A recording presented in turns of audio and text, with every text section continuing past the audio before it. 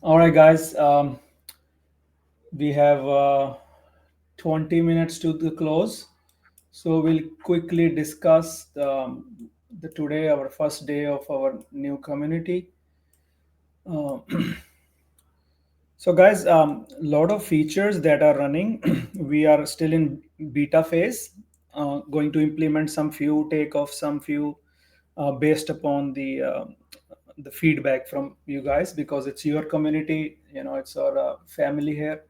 So whatever you guys don't like, we will remove. Whatever you guys like, we will keep it.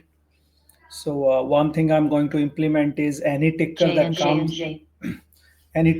comes in, from the price alerts or the holds. You can click the ticker and see the information. So I'm working on that. Programmers are working on that.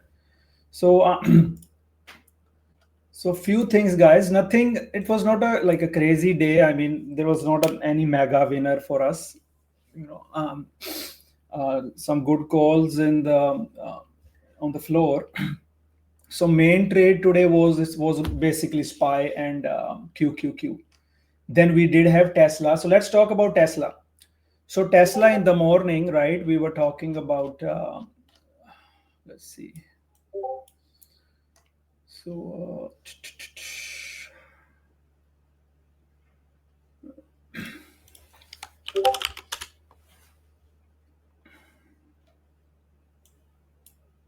So you guys see why Tesla was not like a long today at the open, because right, it was a gap and it was fading under 3450. Like the first thing I said, there is no long, and if you shorted it, that's good. Personally, I did not, but it was a good setup.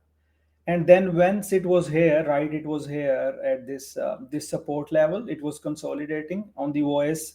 I said it's a low probability setup, but yes, you can bounce versus the support. So it was a decent move. I mean, $2, if you did that. And Meta was, we were short biased at initially, but then again you see these candles holding 1 2 3, and then I said range break, we can get it back up.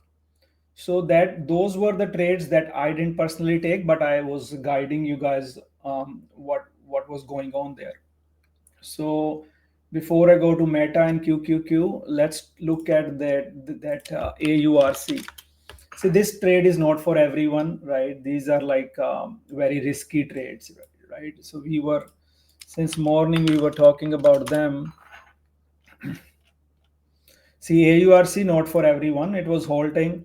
By the way, guys, this is our halt on hold. You don't have to go anywhere on our floor. We will know what is halting.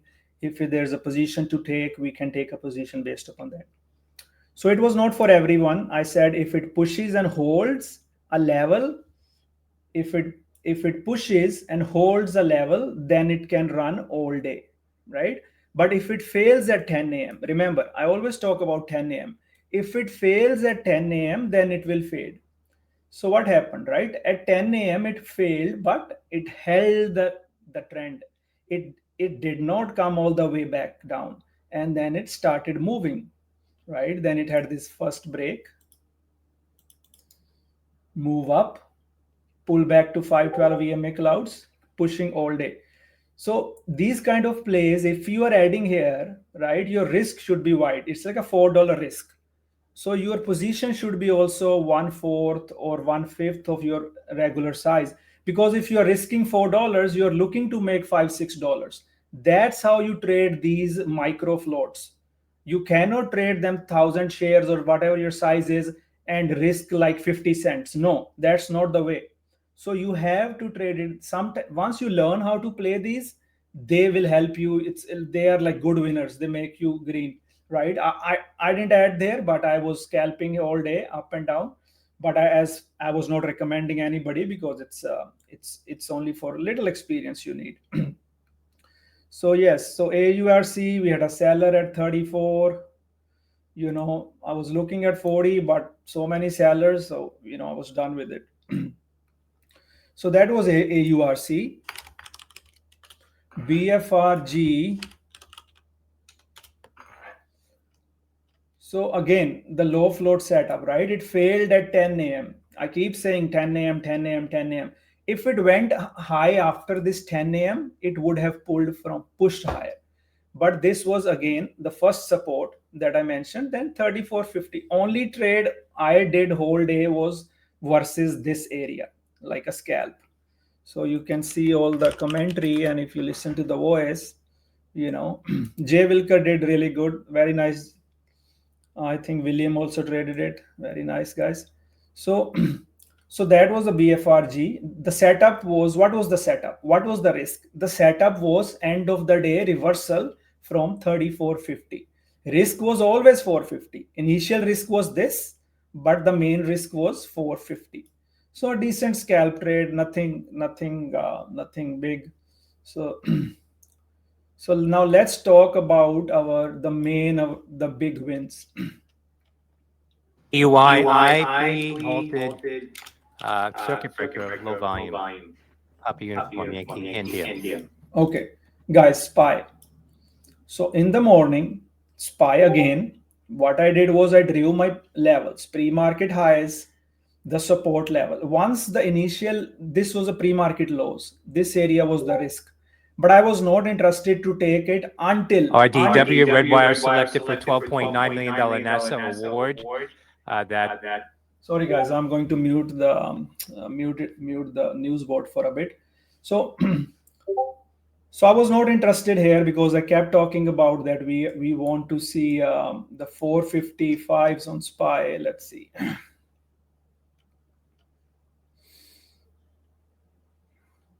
So QQQ 378 was our bullish bias, right? SPY 455 for confirmed bias. You can always take a starter, right? When I was talking, you take a starter when it's confirming, you add into it, right? The 455 calls were 80 cents, right? They went as high as $1.50. This is good for a small account, right? Your risk here under the 34.50, it's breaking out. And listen to me when I say, and look at the live streams, you will see that. And my targets were for 456.30. Here my target was 380. Both the target met. Very nice trades, especially if you were on options. So that was our trade. Let's see. So initially I want to say, okay, so 10 a.m. trend time. So initially SPY was range bound. So that's what we said. We need it out of the range. Yeah, Tesla and Meta we discussed. See, I was saying I'm still holding the calls because reason I say because trend is holding, that's why I'm holding. Again, I said I'm holding because trend is holding. The Meta was the bounce already discussed. So yeah, so as you see, we were, the guidance was all there. You need to execute, you need to find your risk. If you have any questions, ask me. And please ask. Now we are very, compact family, all serious traders here, no alert hunters, nobody with the, who's looking to make crazy money with that $500 account, or everybody is here to learn. So discuss, participate, talk, so that we can all grow and learn. So that was that. The trade that that did not work out was Disney. I mean, I was short biased. I was short biased. I was shorting here, shorting here. I was short here. But then when it started going, I took a loss because I am not interested when it gets back up here. So then I said you can scalp, but again, I am not touching Disney long. I don't really care. But yes, it sometimes it can do this. Like no system is foolproof. It went over, and then it came back again, right? So Disney, I wanted to short on the bounces, even though the first bounce like was pulling back if you were scalping, right? But then market was strong, and you have to look at the market, and then Disney chopped. So that's fine. It didn't kind of some trades work, some don't. That's okay. Let's look at UPST. Not my personal trade, but I know some of you did good on UPST.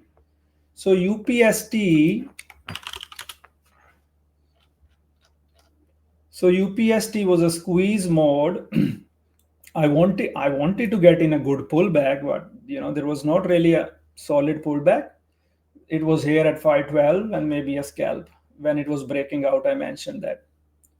So now UPST can pull back. We'll see, and then maybe tomorrow. Daily is still squeeze mode. We can still go higher.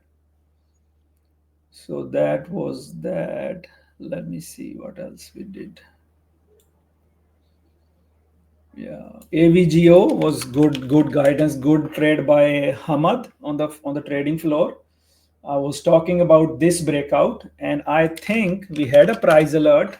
Yes, price alert. See why I said these price alerts. So this thing, guys, that I coded into my programmers, they took them a lot of time to get this here, and these are my support resistance pivots that go from here to here. They go from here, then they go to an AWS server, and then they go to an API. A lot's happening. But anyways, so this so AVGO crossed 915, this area breakout, and AVGO tested 920. That's what target I gave, right? So I think, yeah, Hamad was asking me the target. I was 420 is the target, right? So at $5, very good trade, nicely done. So that's the system risk reward. So if you stay here, that's what I can teach you. I don't promise you making money, but I can promise you concepts that can save you money and make you more consistent, profitable trader. So okay, any other ticker guys want to look at before we move to the quickly check the earning charts? All right, looks like nothing else. Let's look at earning charts now. Yeah, I'll quickly check the. Somebody also gave this RMT, RPD. I need to keep eye on this. So Walmart, yeah, man, Walmart is also very bullish, very bullish, very bullish. Man, these all the stocks are just I don't mind adding Walmart for a swing on a pullback, or look at 10-minute or 1 hour. Big breakout over 160 area. Okay. Okay, let's quickly look at, guys, our earning place.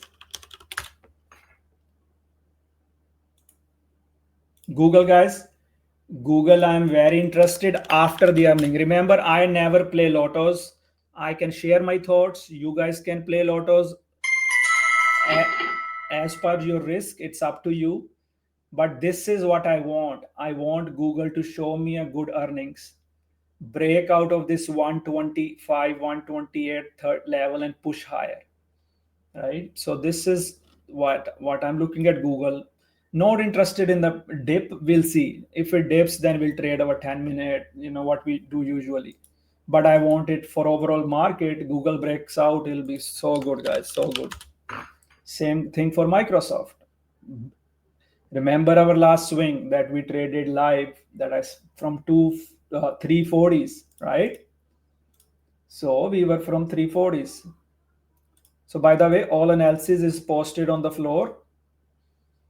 You can look, and we traded till 350s and 360s. Now again, interested versus 350. I might trade it after hours if we break out. Google and Microsoft, if they break out, you can also trade TQQ after hours long, because they will push the market. Let's look at Visa. Visa again, bullish chart. Will analyze after earnings. And this is a bearish chart into earnings. This is TDOC. Even though it has a pattern, maybe it pushes a little bit here, but as long as it doesn't get over 32, it's bearish. I hope they do a really bad earnings, and then we can short it tomorrow. Because if they do bad earnings, so all of those who ask me about my earnings idea, because each investor is in loss, nobody is profitable here, right? So this is my difference from the Microsoft chart to TDOC chart. Guess what? If it fails more, they will sell. No new buyers will come, right? under 21, it can fade way more. So I like them as a short setup once they show, right? I mean, I know some people will listen to me and they would like to load the short lotto puts.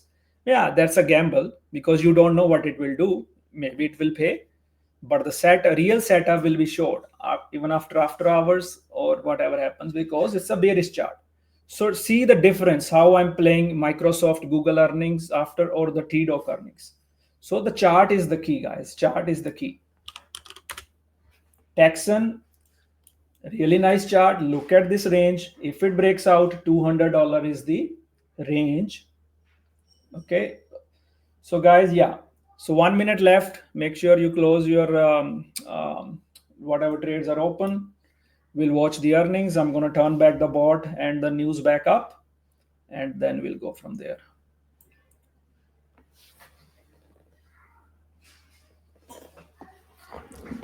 IGIC.